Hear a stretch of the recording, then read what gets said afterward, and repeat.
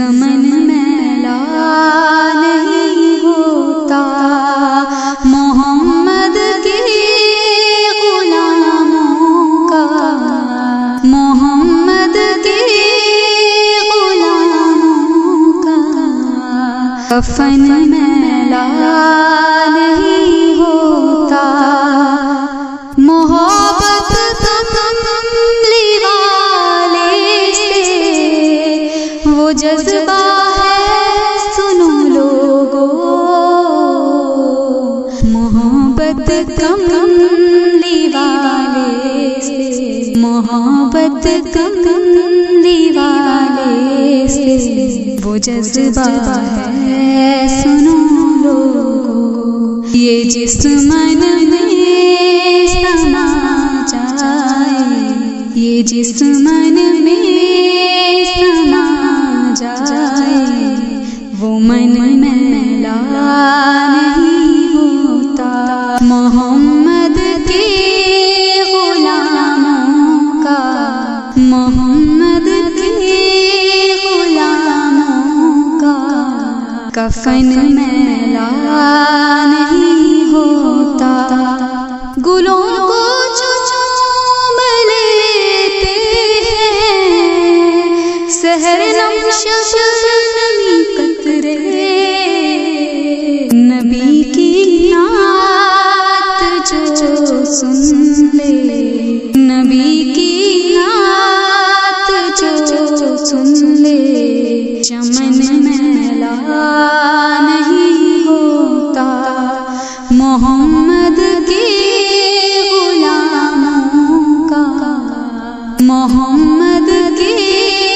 غلاموں کا کفن میلا نہیں ہوتا، جو نام مصطفیٰ چومے نہیں دکھتی کبھی آنکھیں، جو نام مصطفیٰ چومے جدو وقت نظر آوے دامن دی ہوا دینا، لجپال نبی میرے دردان دی دوا دینا، میں نعت تیرے پڑھدا میں ذکر تیرا کرنا، میں نعت تیرے پڑھدا دینا، سائم دے تمنا روے جا کے مدینے وچ، سائم دے تمنا روے جا کے مدینے وچ، ان سانو وے آقا، ان سانو وے آقا لجپال وکھا دینا، لجپال نبی میرے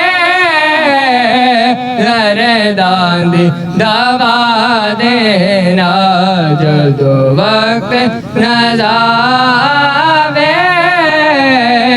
دامن دی ہوا دینا، جدو وقت نظر آوے ٹر گئے یار محبتاں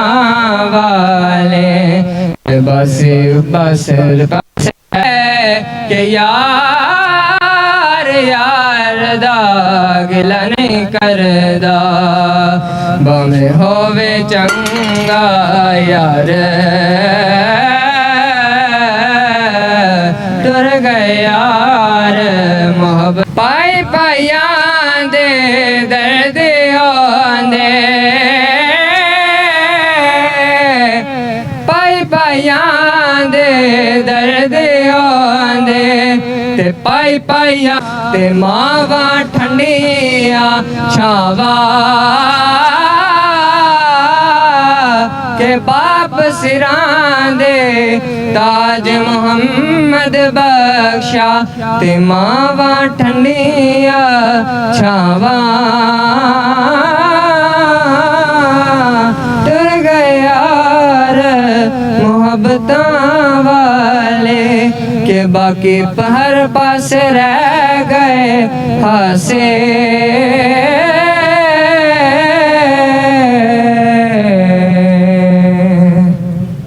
अल्लाह जन्नतुल फिरदौस के अंदर आला मुकाम नसीब फरमाए। अल्लाह उनकी कब्र के ऊपर करोड़ों रहमतों बरकतों का नुज़ूल फरमाए। आमीन। हज़रत ज़ी वक़ार, ये सिलसिला आज से नहीं, जब से अल्लाह ने मखलूक को तख्लीक फरमाया ये सिलसिला चला आ रहा है। ये बारी आ रही है, कल किसी की थी, कल किसी की होगी,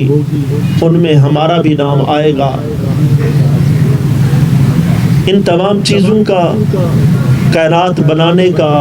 इंसानों को पैदा करने का एक ख़ास मकसद होता है और अल्लाह ने वो मकसद कुरान पाक के अंदर बयान फरमाया, वमा खलक़तुल जिन्ना वल इंसा इल्ला लियाबुदून, कि हमने नहीं पैदा किया जिन्नों को और इंसानों को मगर अपनी इबादत के लिए। तो इस कायनात की तख्लीक का मकसद सामने आया कि अल्लाह ने इंसानों को क्यों पैदा फरमाया, वो अपनी इबादत के लिए। इसी तरह अल्लाह ताला ने दूसरे मकाम पर फरमाया, अल्लज़ी खलक़ल मौता वल हयाता लियब्लुवकुम अय्युकुम अहसनु अमला,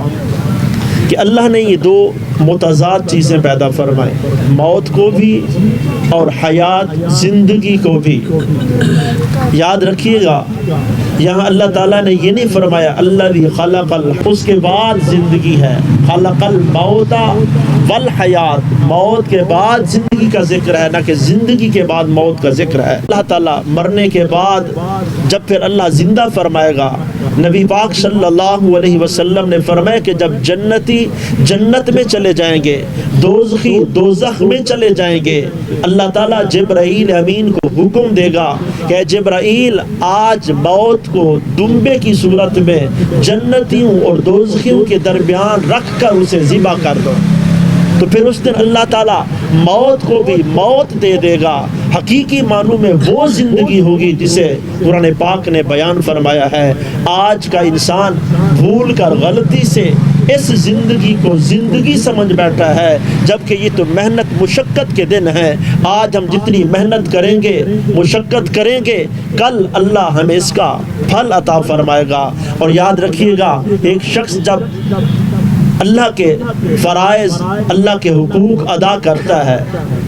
सेहत के दिनों में वो नमाज पढ़ता है, रोज़ा रखता है, नेकी का हर काम करता है, नवाफिल अदा करता है, सदका खैरात करता है, फिर वो शख्स बीमार हो जाता है, नमाज पढ़ने की उसके पास ताकत नहीं रहती,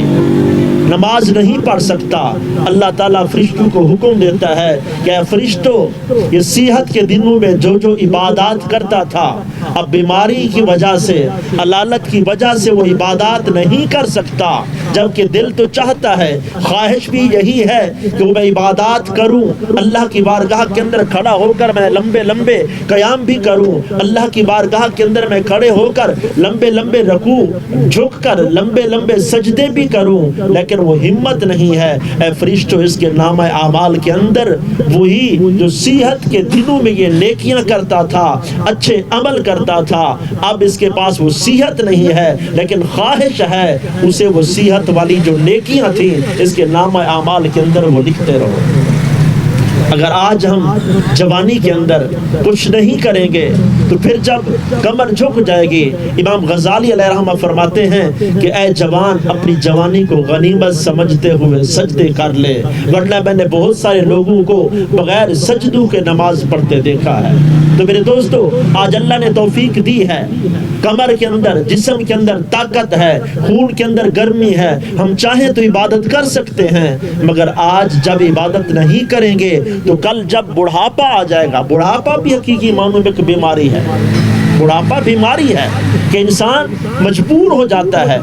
چاہتے ہوئے بھی انسان کچھ نہیں کر پاتا۔ تو میرے دوستو، اللہ نے ایک مقصد کے لیے بنایا ہے، اگر ہم آج مقصد پورا نہیں کریں گے، آج ہر بندہ یہ کہتا تو ہے کہ میں اللہ کی بارگاہ کے اندر جھکتا ہوں، میں اللہ کا خالص بندہ ہوں، میں اللہ کے احکامات پر عمل کرتا ہوں، اللہ کے احکامات کے مطابق زندگی گزار رہا ہوں، جبکہ حقیقی معنوں میں معاملہ اس کے برعکس ہے۔ حضرت بہلول دنا کے متعلق آتا ہے کہ آپ ایک دن کے وقت، جیسے ابھی دن روشن ہے، دن کی روشنی میں آپ چراغ جلا کر بازار میں چلے گئے۔ لوگوں نے پوچھا بہلول تمہیں کیا ہو گیا ہے؟ دن کا وقت ہے، روشنی کی ضرورت نہیں ہے، اللہ کا یہ بنایا ہوا دن منور ہے، آپ دن میں بھی چراغ لے کر پھر رہے ہیں۔ کہا میں چراغ جلا کر انسانوں کو ڈھونڈ رہا ہوں، مجھے کوئی انسان نظر نہیں آ رہا۔ وہی حضرت بہلول دنا بازار میں پھر رہے تھے، کسی نے پوچھا اے بہلول کیا کر رہے ہو؟ کہا بندوں اور رب کے درمیان صلح کرا رہا ہوں۔ کہا پھر معاملہ کہاں تک پہنچا؟ بہلول نے کہا کہ یار پوچھنے والے، سوال کرنے والے، معاملہ ابھی کوئی صحیح نہیں بن رہا، رب تو مان رہا ہے، یہ لوگ نہیں مان رہے۔ پھر کچھ وقت گزرا، اسی شخص نے حضرت بہلول دنا کو قبرستان کے اندر دیکھا۔ قبرستان کے اندر حضرت بہلول دنا کھڑے ہوئے تھے۔ اس شخص نے پوچھا کہ اے بہلول اس دن بازار میں کھڑے تھے، آج قبرستان میں کھڑے ہو، بات سمجھ نہیں آتی، آج قبرستان میں کیا کر رہے ہو؟ کہا بندوں اور رب کے درمیان صلح کرا رہا ہوں۔ کہا پھر بات کہاں پہنچی؟ کہا اب یہ مان رہے ہیں، وہ نہیں مان رہا۔ تو میرے بھائیوں، میرے بزرگوں، ہم اپنے کندھوں پر اپنے ہی پیاروں کو، بیٹا باپ کو کندھوں پہ اٹھاتا ہے، باپ بیٹے کو کندھوں پہ اٹھاتا ہے، بھائی اپنے بھائی کو کندھوں پہ اٹھاتا ہے، اولاد اپنی ماں جیسی پیاری عظیم ہستی کو اپنے کندھوں پر اٹھاتی ہے۔ ہم اپنے ہی پیاروں کو کندھوں پہ اٹھا کر قبرستان تک چھوڑ آتے ہیں۔ ایک مٹی کا چھینٹا بھی اگر ہمارے باپ کے کپڑوں پہ چلا جائے تو ہمیں گوارا نہیں ہوتا۔ ہماری ماں کے جسم پر ایک مٹی کا قطرہ چلا جائے، ہم اسے ہاتھ سے بڑے پیار سے نرمی کے ساتھ اسے جھاڑتے ہیں، صاف کرتے ہیں۔ پھر ایک وہی انسان ہوتا ہے، ایک وقت آتا ہے اپنے ہی باپ کو، اپنی ہی ماں کو، اپنے ہی لخت جگر کو قبرستان کے اندر جب لے کر جاتے ہیں، من مٹی کے نیچے اسے اپنے ہاتھوں سے دفن کرتے ہیں، بلکہ ایک مٹھی مٹی کی بھر کر قبر پر ڈالنا ہم اس کو سعادت سمجھتے ہیں، لیکن انسان پھر بھی نہیں سمجھتا، جبکہ رب نے تو یہ کہا یا ایھا الذین آمنوا اتقوا اللہ ولتنظر نفس ما قدمت لغد۔ کیا ایمان والو اللہ سے ڈرو اور غور و فکر کرو، دیکھو کہ تم نے کل کے لیے کیا کیا ہے۔ میرے دوستوں، بزرگوں، اللہ نے ایک مقصد کے تحت ہمیں بھیجا۔ قرآن پاک کی آیات بینات ہمیں واضح طور پر بتاتی ہیں کہ ہم کس مقصد کے لیے آئے۔ حضرت ابراہیم بن ادہم بلخ کے بادشاہ تھے۔ حضرت ابراہیم بن ادہم نے کہا کہ یہ سرائے نہیں، آپ کو نظر نہیں آ رہا، یہ بادشاہی محل ہے، تخت ہے، یہ ساری ہے، تم اسے سرائے نہ ہوئی تو اور کیا ہوا؟ ایک آتا ہے چلا جاتا ہے، اس کی ہے، یہ سرائے نہیں تو اور کیا ہے؟ ابراہیم بن ادہم پریشان ہو گئے۔ پھر رات کے وقت جب اپنے محل کے اندر سوئے، چھت کے اوپر کسی کے چلنے کی آواز آئی۔ ابراہیم بن ادہم نے کہا کہ چھت کے اوپر کون چل رہا ہے اور کیا کر رہے ہو؟ کہا میرے اونٹ گم گئے ہیں، میں چھت کے اوپر اپنے اونٹ تلاش کر رہا ہوں۔ کہا بادشاہ کے محل کی چھت میں بھلا اونٹوں کا کیا کام؟ اگر اونٹوں کو تلاش کرنا ہے تو جنگل میں جاؤ، کھیتوں میں جاؤ، اونٹ تمہیں وہاں ملیں گے۔ اس آنے والے نے آواز دی اے ابراہیم بن ادہم، اگر تم رب کو پانا چاہتے ہو تو رب بھی نرم و نازک بستروں پر نہیں ملے گا، بلکہ اٹھو اور رات کے اندھیروں میں رب کی بارگاہ کے اندر کھڑے ہو کر اس کی رضا کو تلاش کرو، تمہیں اس کی رضا مل جائے گی۔ پھر ایک وقت آیا، وہی ابراہیم بن ادہم اللہ کی بارگاہ کے اندر عرض کرتے ہیں اے اللہ اپنی صفات میں سے مجھے ایک صفت عطا فرما دے۔ ابراہیم بن ادہم نے جب اللہ کی بارگاہ کے اندر عرض کی، اللہ نے فرمایا کہ میں قہار بھی ہوں، میں خالق بھی ہوں، میں مالک بھی ہوں، میں رازق بھی ہوں، میں غفور بھی ہوں، میں رحیم بھی ہوں، میں رؤوف بھی ہوں۔ اے ابراہیم تمہیں کون سی صفت چاہیے؟ تم صفت جس صفت کے متقاضی ہو تم اس پر پورا نہیں اتر سکو گے، میں تمہیں بتاتا ہوں تم ایک ایسی صفت حاصل کر لو جو ہے تو میری صفت، لیکن میں اس کے اوپر میں عمل نہیں کرتا، وہ صفت میرے اوپر جچتی نہیں ہے، کیونکہ میں خالق ہوں، میں رازق ہوں، میں لائق مسجود ہوں، میں ساجد نہیں ہوں، میں سجدہ کرنے والا نہیں ہوں، میں عابد نہیں ہوں، عبادت کرنے والا نہیں ہوں۔ اے ابراہیم بن ادہم میری صفت مسجود ہے، میری صفت معبود ہے، میں یہ چاہتا ہوں کہ جو عبدیت کی صفت ہے اس کا لبادہ تو اوڑھ دے، جب تو میرا بندہ بن جائے گا پھر تجھے میرا قرب حاصل ہو جائے گا۔ عائشہ صدیقہ رضی اللہ تعالی عنہ فرماتی ہیں کہ ایک رات نبی کریم صلی اللہ علیہ وسلم میرے ہاں تشریف لائے، سردیوں کی راتیں تھیں۔ حضور عائشہ اگر تو مجھے اجازت دے تو میں اپنے رب کو راضی کر لوں۔ حضور کے لفظوں پہ غور کیجئے گا، اگر تو مجھے اجازت دے تو میں اپنے رب کو راضی کر لوں۔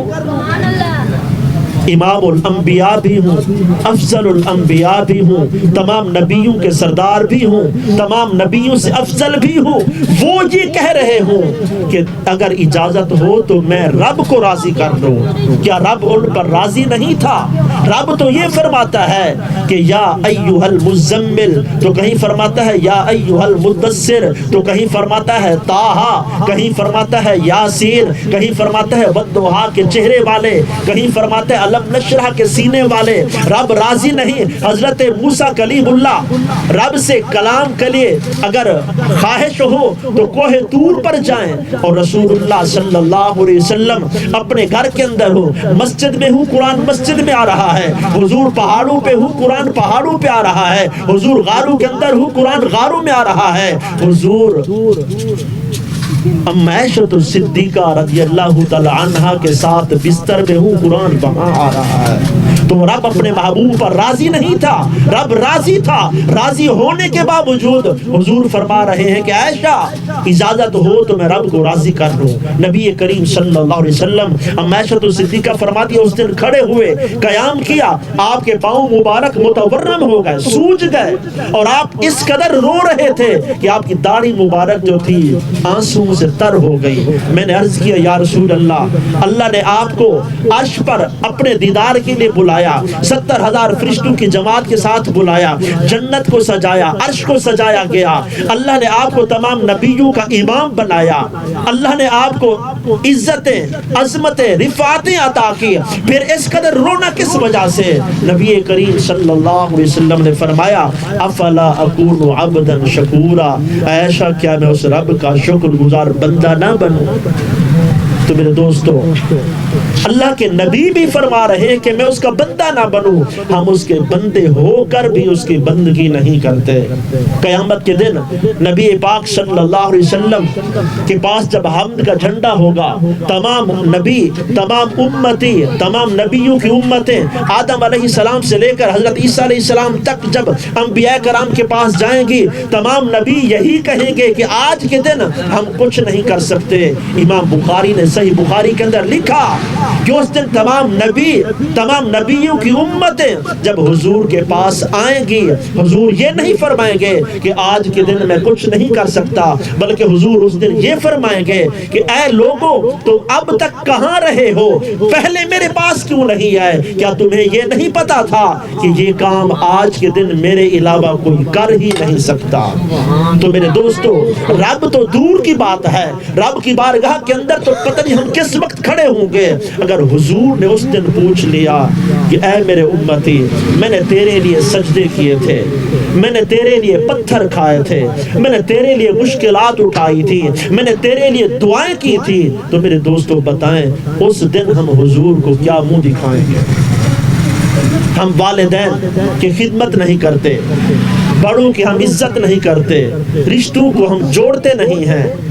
اس دن نبی پاک صلی اللہ علیہ وسلم نے پوچھ لیا کہ تمہیں حکم دیا گیا تھا رشتوں کو جوڑنے کا، تم رشتے توڑتے تھے، تمہیں حکم دیا گیا تھا ہمسائے کے حق پہچاننے کا، تم تو ہمسایوں کے حق کھا جاتے تھے، تم تو بہنوں کے حق کھا جاتے تھے، بہن حق مانگ بھی لیتی تو رشتے ناطے توڑ دیتے تھے، تو آج تم کس منہ سے مجھے کہہ رہے ہو کہ میں یا رسول اللہ آپ کا امتی ہوں؟ حق تو یہ تھا کہ تم باپ کی خدمت کرتے۔ نبی پاک صلی اللہ علیہ وسلم کا زمانہ تھا، ایک جوان نے اپنے باپ کی شکایت، آخری بات اس کے بعد دعا کرتے ہیں، ایک جوان نے اپنے باپ کی شکایت نبی صلی اللہ علیہ وسلم کی بارگاہ کے اندر کر دی کہ یا رسول اللہ میں محنت کرتا ہوں، مزدوری کرتا ہوں، مشقت کرتا ہوں، کما کر جب میں شام کو واپس گھر پہنچتا ہوں میرا والد سب کچھ لے جاتا ہے۔ نبی کریم صلی اللہ علیہ وسلم نے اس صحابی کو بھیجا کہ جاؤ جا کر اس بزرگ کو بلا کر لے آؤ۔ وہ جوان وہاں پہنچا، جا کر نبی پاک صلی اللہ علیہ وسلم کا وہ پیغام دیا۔ بزرگ بڑے پریشان ہوئے کہ کبھی ایسا نہیں ہوا کہ اللہ کے نبی نے مجھے بلایا ہو، اللہ کے نبی نے میرے لیے کسی خاص آدمی کو بھیجا ہو کہ اسے بلا کر لے آؤ۔ کہا ماجرا کیا ہے حضور، مجھے کیوں بلوا رہے ہیں، کوئی وجہ ہے؟ آنے والے نے کہا کہ تیرے بیٹے نے تیرے ہی خلاف حضور کی بارگاہ کے اندر شکایت کی ہے، اور عرب جو لوگ تھے ان کی گھٹی کے اندر شاعری موجود تھی۔ عرب بڑے بڑے شعراء، بڑے بڑے فصحاء، ان کے اندر فصاحت، بلاغت، یہ ساری چیزیں ان کے اندر موجود ہوتی تھی۔ تو وہ بزرگ دل کے اندر سوچتے آئے، چلتے آئے، یہاں تک کہ نبی صلی اللہ علیہ وسلم کی بارگاہ میں حاضر ہو گئے۔ نبی پاک صلی اللہ علیہ وسلم نے جب اس بزرگ کو دیکھا تو حضور نے فرمایا کہ اے بزرگ آنے والے، یہ جو آپ کے خلاف شکایت آئی ہے اس میں فیصلہ بعد میں کریں گے، آپ کی بات بعد میں سنیں گے، پہلے وہ بات بتاؤ جب تم گھر سے میری طرف آنے کے لیے نکلے، جو دل کے اندر تم سوچتے آئے ہو وہ بات سب سے پہلے مجھے سناؤ۔ وہ بزرگ حیران ہوئے، یا رسول اللہ میں ایسی بات جو ابھی میری اپنی زبان تک نہیں پہنچی، ابھی وہ میرے دل کے اندر ہے، یا رسول اللہ آپ تک وہ بات کیسے پہنچ گئی؟ آج آپ اور میں میرے دوستوں کہتے ہیں کہ نبی کو غیب کا علم نہیں ہے، لفظ نبی کا معنی ہی غیب کی خبریں دینے والا ہے۔ اللہ کے نبی کو اللہ نے یہ علم عطا فرمایا تھا۔ حضور زمین پر بیٹھ کر مسجد نبوی شریف کے اندر مصلی پر بیٹھ کر جنت کی باتیں بتاتے تھے، نبی کریم صلی اللہ علیہ وسلم دور و نزدیک کی باتیں بتاتے تھے۔ نبی پاک صلی اللہ علیہ وسلم نے فرمایا کہ جب تو وہ باتیں سوچتا آ رہا تھا رب نے تیرے پہنچنے سے پہلے وہ مجھے باتیں میرے تک پہنچا دی۔ اس بزرگ کی عرضی کی آخری بات، یا رسول اللہ میرے ہاں اولاد نہیں تھی، میں نے اللہ سے دعائیں کی، ہم میاں بیوی گڑ گڑاتے تھے، آہو زاریاں کرتے تھے، بڑی مدتوں کے بعد اللہ نے مجھے یہ بیٹا جو آپ کے سامنے بیٹھا ہے یہ عطا کیا۔ غریب تھے، پاس کچھ نہیں ہوتا تھا، خود بھوکے سو جاتے تھے، یا رسول اللہ اس کا پیٹ بھر کر اسے کھلاتے تھے، جب گرمی کے دن آتے تھے خود گرمی برداشت کرتے تھے، یا رسول اللہ ہر حال میں اس کو ہم ٹھنڈک پہنچاتے تھے، جب سردی کی راتیں آتی تھی یا رسول اللہ ہم تو سردی برداشت کر لیتے تھے پر اسے ہم گرمی پہنچاتے تھے۔ ایک امید تھی، ایک آس تھی کہ یہ درخت ابھی چھوٹا سا یہ کومپل ہے، ابھی یہ چھوٹا سا پودا ہے، یہ بڑا ہوگا، یہ پھلے گا، پھولے گا، ابھی ہم جوان ہیں، یہ بچہ ہے، ہم بوڑھے ہو جائیں گے، یہ جوان ہو جائے گا، یہ تناور درخت بن جائے گا۔ اس تناور درخت کے نیچے بیٹھ کر ہم اپنے بڑھاپے کی زندگی گزاریں گے، پھل پک جائے گا، ہم بڑھاپے کی جو زندگی ہوگی اس سایہ دار درخت کے نیچے بیٹھ کر اسی پکے ہوئے درخت کا پھل کھائیں گے، اپنا بڑھاپا گزاریں گے۔ یا رسول اللہ وہ وقت، وہ بہاریں پھر ہم نے اپنی آنکھوں سے دیکھی، وہ وقت بھی آ گیا کہ ہم بوڑھے ہو گئے، یہ جوان ہو گیا، ہم پھر اس کے چہرے کی طرف دیکھتے تھے یہ کب آئے گا، ہمارے لیے کچھ نہ کچھ لے کر آئے گا۔ یا رسول اللہ اس نے تو یہ بھی نہ کیا کہ ہمیں غلام ہی سمجھ لیتا۔ آج ایک آقا اپنے غلام کو 2 وقت کا کھانا دیتا ہے، ایک آقا اپنے غلام کو پہننے کے لیے لباس دیتا ہے، ایک آقا اپنے غلام کو رہنے کے لیے گھر دیتا ہے۔ یا رسول اللہ، وہ وقت بھی پھر ہم نے دیکھا جب یہ جوان ہوا، اس نے تو ہمیں غلام بھی نہ سمجھا۔ نبی پاک صلی اللہ علیہ وسلم نے جب اس بوڑھے بزرگ کی ان باتوں کو سنا تو نبی پاک صلی اللہ علیہ وسلم نے چہرہ انور، سر انور کو جھکایا ہوا تھا۔ حضور نے جب ان کی اس جوان کی بوڑھے کی باتوں کو سنا، آپ نے چہرہ انور کو اوپر اٹھایا، آپ کی داڑھی مبارک آنسوؤں سے تر تھے۔ نبی کریم صلی اللہ علیہ وسلم نے 3 بار فرمایا، اس جوان کو مخاطب کر کے فرمایا، اے جوان، تو اور تیرا سب کچھ تیرے باپ کا ہے، تو اور تیرا سب کچھ تیرے باپ کا ہے، تو اور تیرا سب کچھ تیرے باپ کا ہے۔ تو میرے دوستو، یہ والدین، یہ ماں، یہ باپ، نبی پاک صلی اللہ علیہ وسلم نے فرمایا کہ بڑا بھائی باپ کی مانند ہوتا ہے،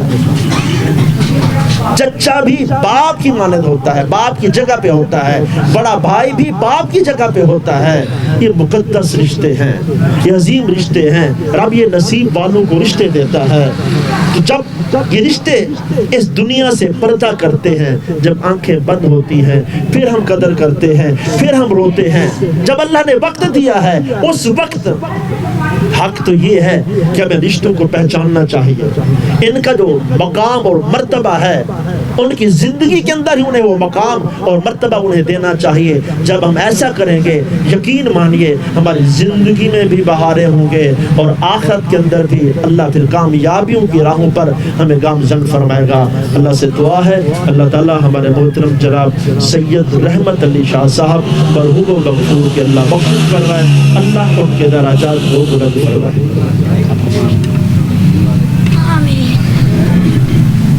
أعوذ بالله من الشيطان الرجيم بسم الله الرحمن الرحيم دافق يخرج من بين الصلب والترائب إنه على رجعه لقادر يوم تبلى السرائر فما له من قوة ولا ناصر والسماء ذات الرجع والأرض ذات الصيدون كيدا وأكيد كيدا فمهل الكافرين أمهلهم رويدا بسم الله الرحمن الرحيم قل يا أيها الكافرون لا أعبد ما تعبدون ولا أنتم عابدون ما أعبد ولا أنا عابد ما عبدتم ولا أنتم عابدون ما أعبد لكم دينكم ولي دين بسم الله الرحمن الرحيم بسم الله الرحمن الرحيم قل هو الله أحد الله الصمد لم يلد ولم يولد ولم يكن له كفوا أحد بسم الله الرحمن الرحيم قل هو الله أحد الله الصمد لم يلد ولم يولد ولم يكن له كفوا أحد بسم الله الرحمن الرحيم قل أعوذ برب الفلق من شر ما خلق ومن شر غاسق إذا لا ريب فيه هدى للمتقين الذين يؤمنون بالغيب ويقيمون الصلاة ومما رزقناهم ينفقون والذين يؤمنون بما أنزل إليك وما أنزل من قبلك وبالآخرة هم يوقنون یا حی یا قیوم اللہم اجرنی من النار۔ سورہ واقعہ، سورہ محمد، سورہ قاف، آیت الکرسی، سورہ کوثر، سورہ اخلاص، درود پاک۔ میرے مولا قدوس یہ تمام اذکار بے شمار مرتبہ کیے گئے اپنی بارگاہ کے اندر قبول فرما۔ میرے مولا قدوس یہاں پر تیرے بندے تیری رضا کی خاطر یہاں جمع ہوئے بیٹھے، ذکر اذکار کیا، ختم پاک پڑھا، تبرک اہتمام کیا گیا، میرے مولا سب عمل کو اپنی بارگاہ کے اندر قبول فرما، بہترین ثواب عطا فرما، رسول اللہ صلی اللہ علیہ وسلم کی بارگاہ کے اندر ہدیتاً تحفتاً عقیدتاً نذرانتاً بنا کر پیش کرتے ہیں، قبول فرما۔ رسول کریم صلی اللہ علیہ وسلم کے توسل سے آپ کی تمام ازواج مطہرات، اہل بیت اطہار، صحابہ کرام، تابعین، تبع تابعین، مؤمنین مؤمنات، مسلمین مسلمات، حاضر اعزاء و اقرباء اس دنیا سے چلے گئے، میرے مولا ان سب کی روحوں کو بخشتے ہیں، قبول فرما، سب کی بخشش فرما، سب کے دراجات کو بلند فرما۔ بالخصوص من جملہ عمل کا ثواب محترم جناب سید رحمت علی شاہ صاحب مرحوم و مغفور کی روح پر فتور کو بخشتے ہیں، قبول فرما، مرحوم کے دراجات کو بلند فرما، میرے مولا جوار رحمت میں جگہ عطا فرما، اپنے بندے کے ساتھ اپنے خاص کرم فضل اور رحمت والا معاملہ فرما، میرے مولا قبر کو نور علی نور فرما، حد نگاہ تک بغاق فرما، جنتی باغوں میرے مولا نیکیوں کو قبول فرما کر بخشش کا نجات کا ذریعہ فرما، خطاؤں کو معاف فرما، درگزر والا مہربانی والا معاملہ فرما، میرے مولا قدوس اپنا خاص کرم فرما، جتنے احباب یہاں جمع ہوئے چل کر آئے سب کو قدم قدم پر اجر عظیم عطا فرما، میرے مولا قدوس محترم جناب چودھری رحمت علی صاحب کے صاحبزادوں نے یہ اہتمام کیا، اپنی بارگاہ کے اندر قبول فرما، میرے مولا انہیں صحت والی عزت والی سلامتی والی زندگی عطا فرما، رزق حلال کے اندر برکتیں عطا فرما، حلال رزق مزید آسان ذرائع پیدا فرما، میرے مولا قدوس ہم سب کو صحت والی ایمان والی سلامتی والی زندگی نصیب فرما، میرے مولا ہمیں موت کو یاد رکھنے کی توفیق عطا فرما، قبر کی تیاری اور آخرت کی ہم سب کو فکر کی توفیق عطا فرما، اللہم انک عفو کریم تحب العفو فاعف عنا یا غفور، صلی اللہ تعالی علی حبیبہ محمد وعلی